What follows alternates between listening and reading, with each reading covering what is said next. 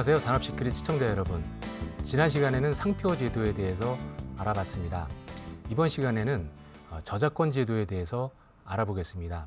저작권이라고 하는 것은 미술이나 음악, 그리고 시, 소설 이런 것 작품들을 저작물이고요. 이 저작물을 만든 사람을 창작자라고 합니다. 이 창작자의 사후 70년까지 권리를 보장해 주는 것이 저작권입니다. 저작권에는 크게 저작 인격권과 저작 재산권으로 나눠집니다. 저작 인격권은 공표권, 성명 표시권, 동일성 유지권 이 세 가지가 있고요.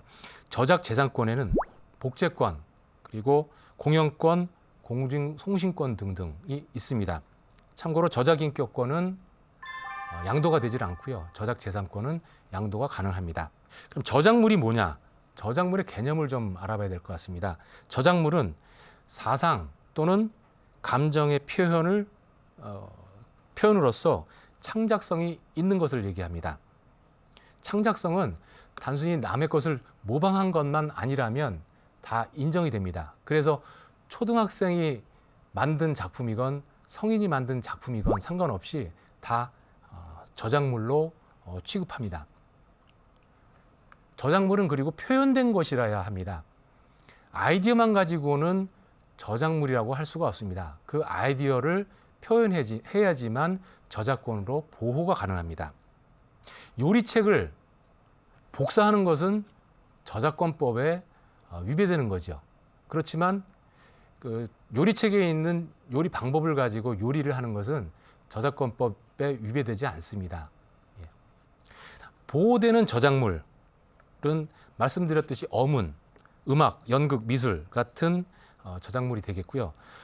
2차적 저작물이라고 하는 것은 원 저작물을 번역, 편곡, 기타 등등의 방법으로 또다시 예술 작품으로 만드는 것을 2차적 저작물이라고 합니다. 그렇다면 보호되지 않는 저작물이 어떤 것이 있을까요? 보호되지 않는 저작물은 첫 번째가 헌법, 법률 이런 조례나 규칙 등이 보호되지 않는 첫 번째 저작물입니다. 그리고 두 번째가 국가 또는 지방자치단체의 고시, 공고, 훈령 이런 것들도 저작권으로 보호되지 않습니다. 그리고 세 번째가 판결문이 있죠. 법원의 판결문 이런 것들도 저작권으로 보호되지가 않습니다. 그리고 네 번째는 시사보도, 사실의 전달에 불과한 시사보도 이것도 저작권으로 보호되지 않습니다. 다만 기자의 이름이 들어가고 그 내용에 기자의 사성이나 감정이 들어갔다고 한다면 그것은 저작권으로 인정될 수가 있습니다. 그러면 저작자의 개념을 살펴보겠습니다. 저작자라고 하는 것은 저작물을 창작한 사람을 얘기합니다. 그런데 종종 그런 경우가 있습니다. 2차적 저작물을 작성할 때 예컨대 영화를 만들고 싶은데 인터넷에서 떠도는 저작물이 있습니다. 그 저작물을 만든 사람이 누군지 모를 때 그럴 때는 어떻게 해야 될까요? 그 고화 저작물이라고 하는데요. 그런 저작물은 사용하기 위해서는 위탁 단체가 있습니다. 저작권 신탁관리 단체들이 있습니다. 음악 같은 경우에는 음악 저작권 협회가 있습니다. 이런 그 위탁 신탁 관리 단체에 일정 부분 수수료를 내면 그 고화 저작물을 사용해서 2차 저작물을 작성할 수가 있습니다. 여러 개의 신탁 관리 단체가 있는데요. 그 우리 시청자 여러분들이 노래방에 가서 노래를 부르실 때 그 한 곡 한 곡 부르실 때마다 저작권료가 그 신탁 관리 단체에 넘어가게 되어 있습니다. 그러니까 노래방에 갔을 때도 신탁관리단체에 저작권료가 넘어가고 그 저작권료는 그 저작권자들에게 음악을 작곡한 사람들, 작사한 사람들, 노래한 사람들에게 나눠지고 있습니다. 다음은 창작자와 저작자가 다른 경우가 있습니다. 무슨 얘기냐면 회사에 소속된 직원이 저작물을 만들어내는 경우가 있습니다. 그런 경우에는 어떻게 할까요? 회사가 그 직원에게 업무 지시를 하면서 급여라든가 혜택을 줬다라고 한다면 그 저작물은 직원의 것이 아니라 회사가 갖도록 되어 있습니다. 다시 말해서 회사나 단체 등의 기획하에 작성되고 회사의 명의로 공표된 것은 직원의 저작권이 아니라 회사의 저작권이 됩니다. 다음 두 번째는 영화, 광고 영상, 뮤직비디오 같은 영상 저작물이 있을 수 있습니다. 영상 저작물, 특히 영화 같은 경우에는 시나리오 작가, 그리고 감독, 조명 이런 여러 가지 수십 개의 종류의 많은 사람들이 영화를 제작하기 위해 참여하고 있는데요. 이런 사람들이 모두 저작권자라고 한다면 그 영화는 상영조차 불가능할 것입니다. 그런 경우에 영상 제작자를 통칭해서 저작권자라고 합니다. 다음 저작자와 저작권자가 있습니다. 저작자라고 하는 것은 저작물을 만들어낸 사람이고요. 저작권자는 그 저작권을 권리를 가지고 있는 사람을 얘기합니다.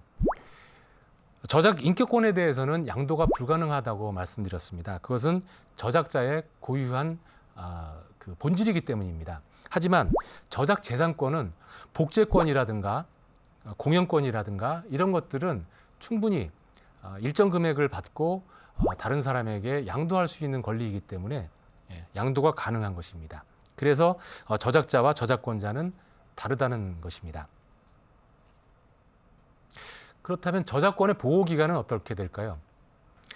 저작자의 사후 70년까지 보호합니다.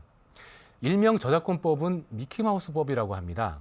미키마우스법이라고 하는 이유는 미국의 미키마우스가 저작권으로 보호되는데요. 예전에는 저작권법으로 보호되는 기간이 30년이었습니다. 그러나 미키마우스 저작권이 만료되는 시점이 오자 그것을 미국에서 50년으로 연장했습니다. 그것 때문에 전 세계적으로 저작권법이 50년으로 바뀌었고요. 또 미키마우스가 저작권 권리가 만료되는 즈음에 다시 70년으로 미국에서 선제적으로 권리 기간을 연장을 했습니다. 그 바람에 전 세계적으로 다시 저작권법이 개정되면서 우리나라도 저작권자의 사후 70년까지 보장되는 것으로 저작권법이 개정되었습니다. 이상과 같이 저작권법에 대해서 쭉 살펴봤습니다. 지식재산권은 산업재산권, 즉 산업재산권에는 특허, 실용신안, 디자인, 상표 네 가지를 산업재산권이라고 하고요. 그다음 저작권법, 그리고 신지식재산권 이렇게 세 가지를 지식재산권이라고 합니다. 지금까지 지식재산권의 개요, 동향부터 시작해서 특허, 실용신안 제도, 디자인 제도, 상표 제도, 저작권 제도를 살펴봤습니다. 많은 기업들이 지식재산권 때문에 울고 웃는 시대가 되었습니다. 한마디로 전쟁에서 지면 안 되는 시대가 됐기 때문에 전쟁에서 이기려면 좋은 무기가 있어야 되고요. 지금 현재 사회에서 제일 좋은 무기는 훌륭한 지식재산권을 갖는 것이라고 생각합니다. 지식재산권, 좋은 지식재산권을 보유함으로써 초일류 기업이 되시기를 기원합니다.